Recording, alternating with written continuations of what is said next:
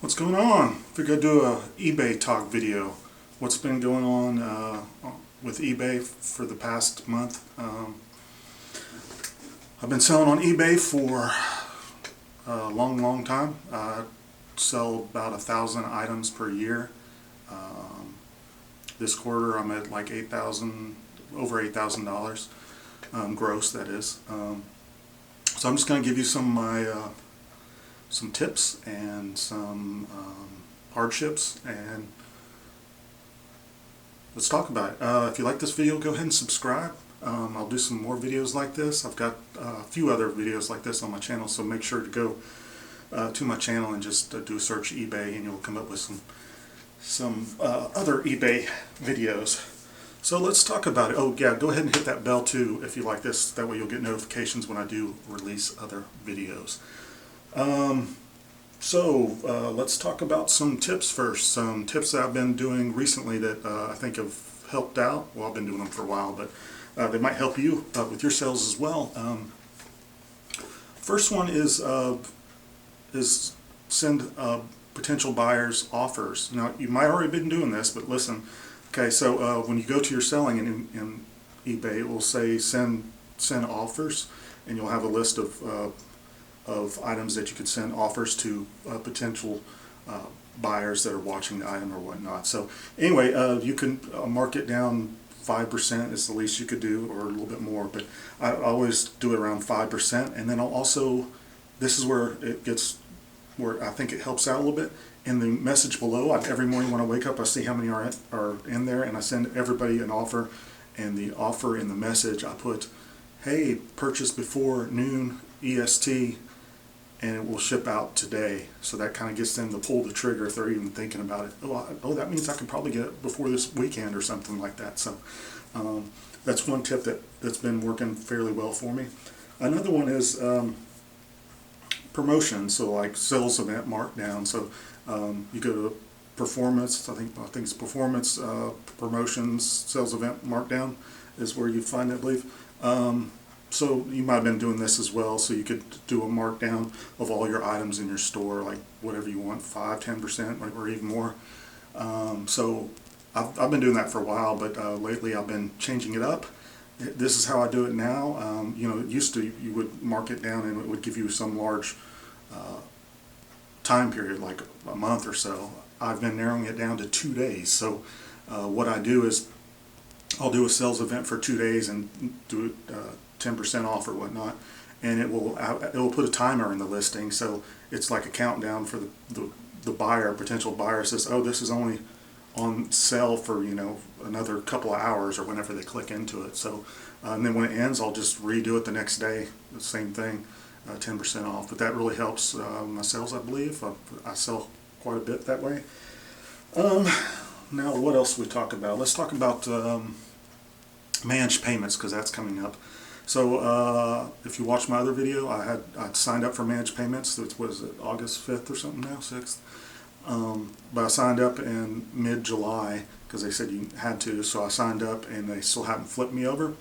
But when I did sign up, I put in my banking information and all that, and it rejected it and said I needed to send in a statement from my bank or whatever, but I could cross stuff out. So I sent it in, and it was like, what, everything was right. Why did that not take it? But I sent it in, and it was eventually accepted, but they still hadn't kicked me over to managed payments. Now, when I was on a call with eBay customer service, I always like save all my questions up so I don't have to call them all the time. I end up calling them like once every 6 weeks, and I'll have like 5 things that I have questions about or problems that I need resolved. That's a good way, another tip there, because if you deal with their customer service, you realize how crappy it is. It's not very good at all. So I try to limit my time calling there. So anyway, I asked them about the managed payments. I said, why did that glitch out? Was there a problem? And they said yes, there was a bug getting people signed up. And I'm like, wow, that doesn't make me feel very confident. When everybody gets signed up, there's going to be more glitches probably, so it makes me worried about this whole managed payment system, since they've been working on it for a couple of years and they can't even get the first sign up part right in it. So stay tuned for that. We'll see how that goes. Let's talk about the global shipping program. If you don't use that, you should use that. A lot of people might already be using it, but like I just sold a lens this morning to somebody in Iceland. I thought that was pretty cool. And I use that same thing. Buy it before noon. I send them an offer, buy it before noon, and it will ship out today. And that, like 5 minutes later, boom, somebody bought it. So I'm assuming it's the same person. Yeah, it was, because it was off. But okay, so the global shipping program, what it is, you could Google it, but basically, if you don't want to pay, you don't like filling out the customs forms and all that, you could just click there, and when you're doing your listings, use eBay Global Shipping Program. And this is a third-party thing that eBay uses. This I can't remember the name of the place that does it, but anyway, it's out of Kentucky. So you send them the item, and they do fill out all the customs forms and send it to wherever. Now you don't see how much well, you can see, but you have to dig into it. They're actually charging the buyer. You're not charging the buyer any extra. So they get that extra money, and it's pretty costly, but you're not having to deal with it. So I kind of like the program, and most of the time it's fine. Years ago, I used to have problems with a lot of international shippers or buyers trying to scam a little bit more.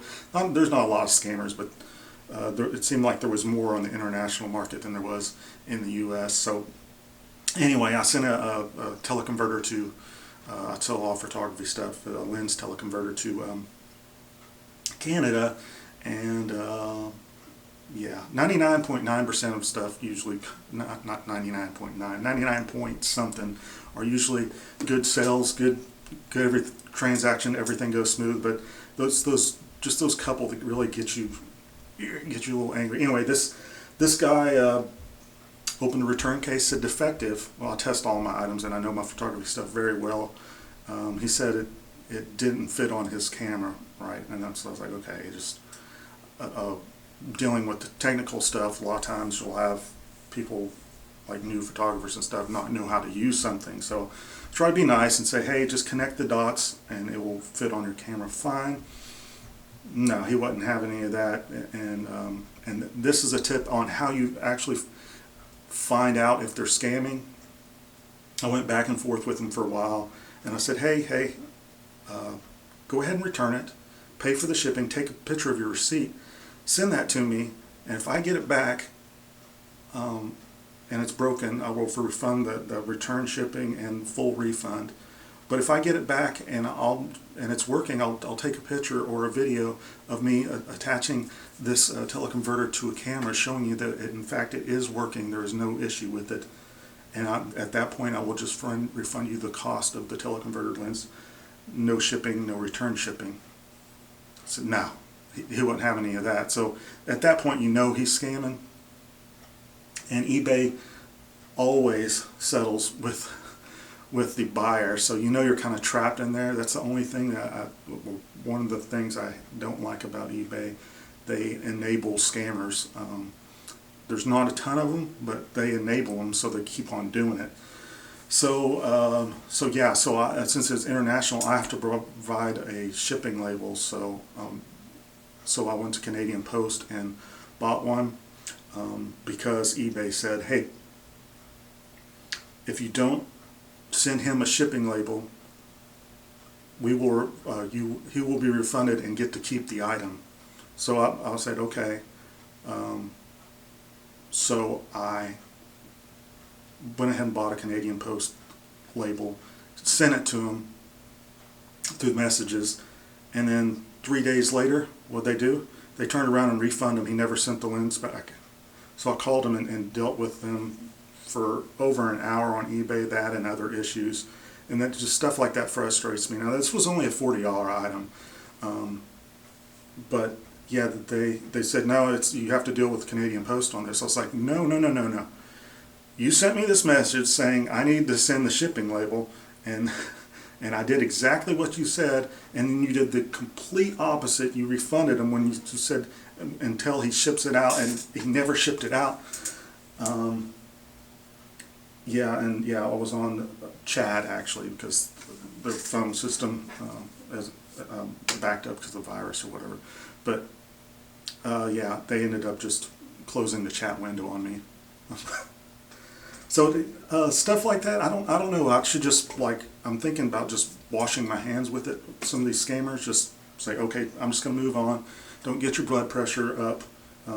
The only bad thing about this is, well, me not getting the money back, or my money back, or the product back, is defects. Now, if you don't know this, if somebody opens a item defective, you might not know this. I didn't know this till about a year or so ago when I got a message saying I was close to the high defective rate. So if you get over this very high defective rate, you get charged extra final value fees on that category. Now, I'm not close to that, but when somebody opens a return request, I don't care if they don't like it and send it back. I'm totally fine with that. But if they open it defective when it's not defective, you get enough of those and you're charged an extra final value fee. That hasn't happened to me. I don't have too many of those, but I had one just yesterday. I sold a lens to somebody, and I had free shipping, free returns, so that's cool. And what does he do? He opens a return request defective. I was like, it's not defective. He said, and why he said it was defective? It wasn't a zoom lens. So I messaged him. I said, hey, it's not defective. Call eBay and straighten this out. I know they can't do anything, but I just thought I'd make him. They can't change any of that. So if you could prove to them that it's not defective, or somebody opens a defective case and then closes that case, it still goes against you as a defective mark on your account. So that's kind of frustrating. But okay, I'll stop talking about the negative. Like I said, eBay is a great place to sell. Just those few things kind of get you frustrated. I've been selling on there for a while. And I sell mostly photography stuff, and it's been going really well lately. I need to find another niche, start getting some more money. I used to sell drums. I think I'm going to get back into that. They're just a little slower sales on those. What you can do is buy stuff off of, how I used to do it, Facebook Marketplace or Craigslist, drums like that, and then just break them into separate pieces and sell them that way, and that does fairly well for me. Or I'll buy some off of eBay, some that were like returns or whatnot, and where I know I can make some money off that just by separating the kit out. It's just if you order from eBay or something, you have to pay all that shipping, so it's kind of costly. But that does do fairly well for me, but it's just slower sales. I like selling things like within a week. Most stuff I sell, I've had it listed for 2 or 3 days at most, and it sells. So I'll leave a link to my eBay store if you're interested in photography items. You could buy some of those. Or you could just check out my store and see what all I got for sale in there. Thanks for watching. Go ahead and subscribe, like I said, if you hadn't, and I appreciate you watching. Thanks.